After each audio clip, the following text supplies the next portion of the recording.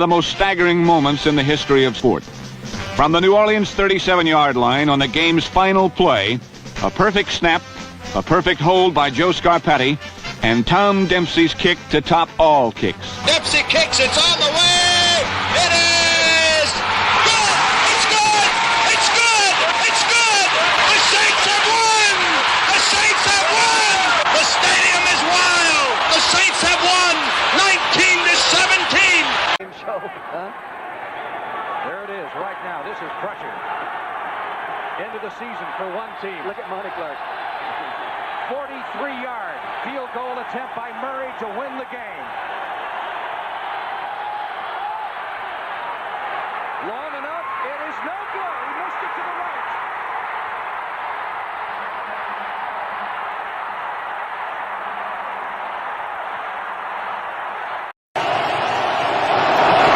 On its way.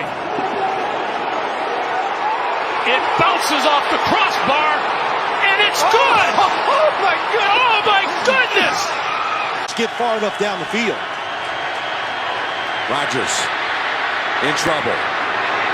It's going to get there. He turned 32 yesterday. Does he have a vintage moment in him? In the end zone, it is caught for the win! Isolated with Zachary Bowman. Blitz coming. They throw it up to Johnson. Into the corner. Touchdown! Of the catch. It is an incomplete pass. It will be third down, Detroit.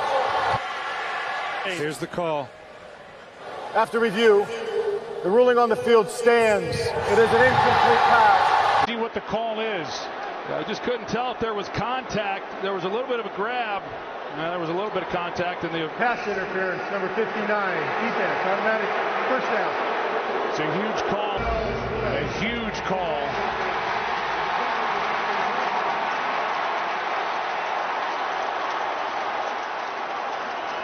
And now they're going to pick up the flag. Wow.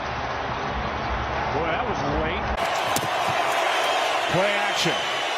End zone. There it is! Unbelievable! The two-point try is good. What else could it be? Touching by number 68.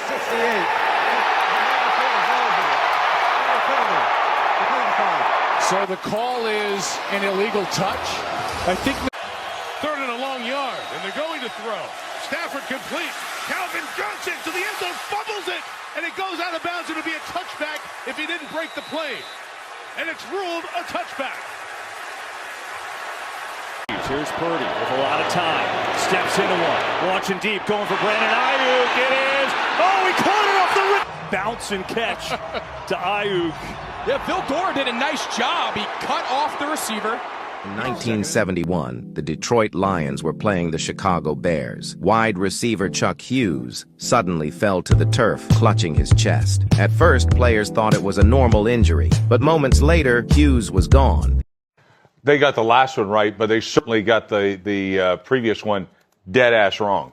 Like the defensive guy on the St. Brown touchdown, he's the guy that initiated the contact right here on Tesla. He initiated the contact. This is an awful call, and unfortunately, it cost the Lions a win here and probably a playoff spot. So this is atrocious, right?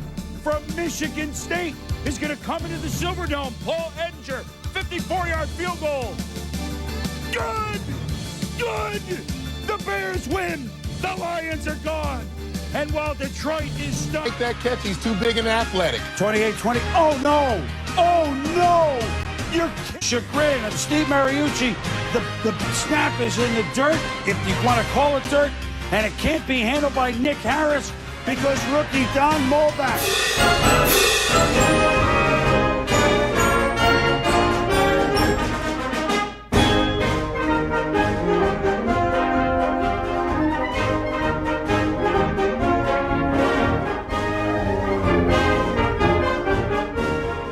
Hello, fans. Thank you for joining me on the Detroit Lions Tortured Fan Podcast. It is Saturday, August 15th, and we just saw our Lions lose their first exhibition game, 16-14 to the Bengals. Today, you see a man sitting next to me. This is my famous brother, Chuck Schumer. from Michigan, a dentist, not to be confused with Senator Chuck Schumer, who we both don't care for. And he happens to be visiting me here from Michigan. We're about to head to his condo in Daytona Beach this afternoon. And I thought, what a great opportunity to talk to my brother about PTSD, post-traumatic stress disorder. You might remember that one of my earlier podcasts was about PTSD, and he was one of my examples. So I've got him here live for the show, and I'm going to pick his brain about what goes through his mind when he's having these breakdowns watching the Lions, okay? But before I even talk to my brother, fans, I want you to know that you need to give me a call to help you with your PTSD, because I am a certified psychotherapist. So the number is 734-444-4839. Give me a call, and I will help you through your post-traumatic stress disorder with the last 69 years of watching the Detroit Lions, okay? Anyway, Chuck, so the example I gave on the show before was that when the Lions start losing, or they have a turnover and they're going, you shut the TV off. That's right. Okay, so I can't take it. I figured that's the end. That's the end. So what's going through your mind? Is it subconsciously all the losses you went through over the years? I guess all the turn of events that happen in the game that the Lions and of course most of the Detroit teams out of nowhere all of a sudden just blow it, and you just can't stand it. Once they start, you just can't stand it, right, and hope that they can turn it around. So if you shut the TV off, you're thinking, well, at least I don't have to watch the painful times. Exactly. And then I check to see if they get ahead. If they start doing well, then I'll turn it back on again. Okay, so some people would call that sort of a fair weather fan, right? I make fun of my brother because I say, what a sissy. Well, you are such a sissy. You got to watch the whole game. There's going to be good and bad, but you can't give up hope. I mean, immediately when they go down, he said, we're going to lose. We're going to lose. I assume you think that. It's the Lions. Remember, okay. We're talking about the Lions. We are talking about the Lions and 69 years of losing. So, yes. But, other fans have the same thing where they have gone through so much heartache and crushing defeats by the Lions that it's just too painful. Just too painful. And it's not just the loss; it's how they lose. It's how they lose. It's they out of nowhere, a team you look, they're doing great, and all of a sudden, out of nowhere, they just lose the game. Right. And you just can't stand it. You're just waiting for the next event. It drives you crazy. Yes. It really drives you crazy. This team can drive you nuts. The 12 videos I have at the beginning of the podcast, the most tortured moments that Lions have had going back to 1970 with Tom Dempsey's 63-yard field goal. These are the things that when you see this over and over and over, you get to the point where you are. Yes. Where you can't handle it and you got to shut the TV off. The other example I had for post-traumatic stress disorder that day and that podcast was my buddy Larry back in Michigan. San Francisco's NFC Championship game, he told me the next day he turned the game off at the end of the third quarter. I said, you're kidding me, right? I did too. You did too? I did too. I didn't know that. Yeah, I can't take it. You didn't turn it back on? No, I didn't turn it back on. I figured did not. That's the end. I did not know. So when it got tied 24-24, you shut it off? Done. So you did the same thing Larry did. Yeah. And he told me he turned it off because he said, I knew they were going to lose. Yeah. I mean, we know. We know, but we don't know how they're going to do it. I'm thinking to myself, I said about Larry, and I didn't even know that you shut it off too. We've been chasing this for 69 years. Our team is in the fourth quarter of a game that's tied 15 minutes from the Super Bowl. And remember, they were ahead by like 20 points 24 to 7. Okay? They were leading 17. 17 points. But I'm thinking, how does anybody turn it off when they have still an excellent chance to go to the Super Bowl? But that's how strong the PTSD is. Very bad. Oh, my God.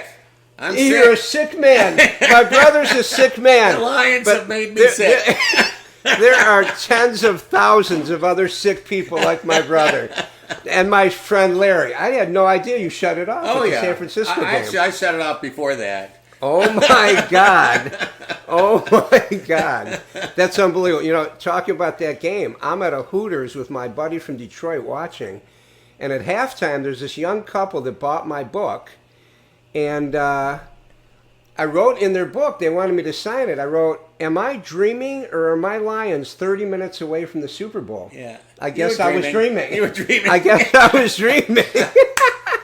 I got it so bad. I lived in Detroit, and I had season tickets for probably 20 years. Right.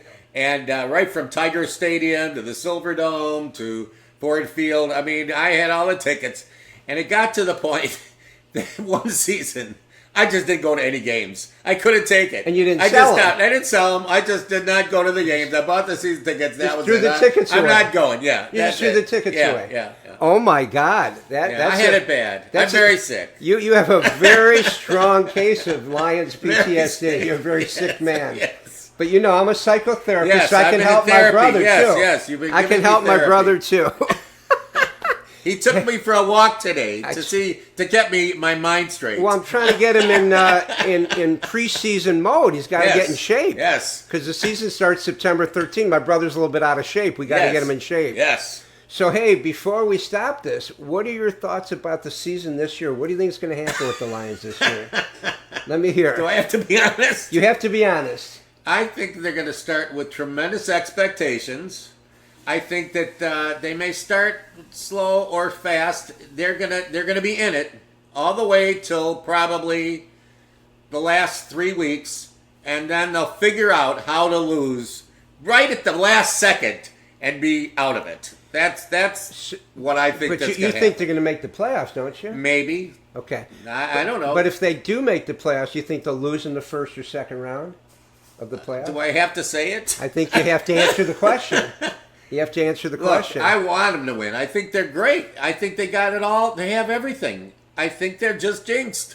I think that there's a way, there's something in the atmosphere that just happens, and they just can't do it. I think they have the best team. We got a great team. But just something happens to them. Look at the jinx of Bobby Lane is real.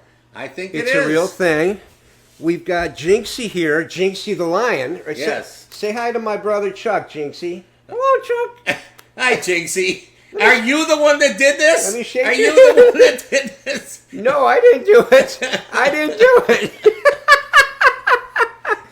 But listen, we're going to see what happens this year. We have a phenomenal offense. We have 8 guys on the team that are complete superstars in the NFL that have got huge contracts, led by Jared Goff. We're going to see, can both lines, the key to the season in my mind is, can both lines function well? Yeah. Offensive and defensive line will determine the season. Because our skilled players are phenomenal. Well, and the problem is, as it's always, you're taught as a football fan, is that especially the offensive line has to be together a long time before they can actually work together. Correct. And everybody's new everywhere. We got a lot of new guys. The question is, is it true? If it's true that they have to be together for a long time, they're probably not going to be as good as we think they are. Well, even though they might be really good. We'll see. We'll see. You're right. So, the cohesiveness of being together a long time is important. And I'll tell you what. I mean, again, I think they're going to make the playoffs. I predicted we're going 13-4 this year. And the other key to us getting to the Super Bowl is injuries. The last 3 years have been devastating. Well, like I said, it's a way they're going to do it somehow. Somehow, something's going to happen. That's what happens. Now, this past week, we lose our starting center. Yep. Right? May. And hopefully he'll be back by the 3rd or 4th game of the season. But I've said this to you before, that if we didn't have the devastating number of injuries to our starters in the last 3 years, we've already been in the Super Bowl or won it. Yeah. We did not win the Super Bowl the last 3 years because of significant injuries. Yes. As far as I'm concerned. It's in the air. So like you say, if we are jinxed, destined. Maybe it is destined. Maybe we just are destined to continue the pain and suffering, right? As you said, they're going to find some way to lose. I used to joke that I have a book of the 100 top ways to lose an NFL game. Yes. So the Lions might go pick out number 57, number 92. Or they're going to add some new ones. They got to add some new ones. Well, every year they probably add another 5 or 10 ways. Whether it's a ball bouncing off a helmet. Exactly. Or a player getting severely injured. Well, they already started. They bounced off Tesla's face and the guy intercepted it. Tesla. They've already started. Just the other night, it bounces off his face mask, interception. Which remind us of the horror of the San Francisco game when it bounced off the helmet. Exactly. Anyway, look, you're right. My brother struggles with PTSD. If you struggle, give me a call. I'm a certified psychotherapist, 734-444-4839. I hope you're enjoying all the 12 video clips of the top lion tortured moments at the beginning of this podcast we now have, and then now ending the podcast with watching Barry Sanders' 5 great runs, and he is the GOAT, the greatest running back that's ever played. He was amazing. Yes. And fans, please subscribe to the podcast, like, send it to your friends, hit all the buttons, as the guy says in the previous podcast. Yeah. Anyway, Chuck, thanks for being on the podcast. My pleasure. My brother, I'm going to try to help him with this PTSD throughout the season, and we'll go from there. Thanks, fans. I'll see you next time. And they give us to Barry Sanders. Oh, what a move as he breaks it to the outside. Still on his feet and has a chance to go. Got to get him. He just put a move on Reggie White. From the 15-yard line. And give it to Sanders. Oh, what a move! Oh, my! And you know what? There's been a lot of defenders this year, over the years. Never lay a glove on Barry Sanders when you have him dead to rights. Otis Smith, he just joins that list. The third wide receiver for the Lions. And here is Barry Sanders. What a juke up the middle. And Barry Sanders into Tampa Bay territory. Sanders at the 10, he'll score. Touchdown, Detroit. John Lynch was the unblocked man. His jockstrap is laying, think still, on about the 20-yard line. Sanders found the hole. Puts the move on. Look out. Watch this. He turns him completely around. Watch this. Here, goodbye, hello, where are you? Thank you. Got it away to Barry off the right. Barry to the 45 and bumps to the 40, breaks it 35, 30. He's gone. Unbelievable. Touchdown, Lions, Barry Sanders. Oh my gosh, what a run. 6 Cowboys missed him. You think you got him tackled? Some of those moves, there's only one guy in this game.